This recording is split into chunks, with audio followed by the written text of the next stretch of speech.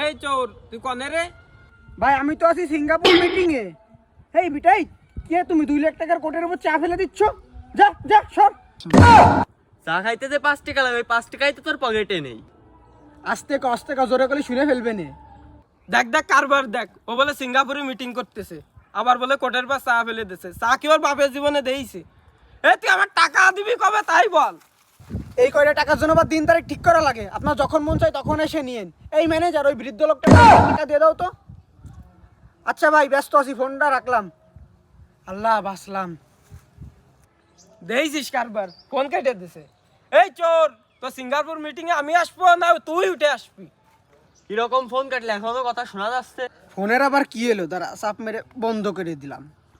এই ফোনের কিছু হয়নি, পিছনের দিক টাকা, তোকে জীবনের 12টা বাজাই দিচ্ছি।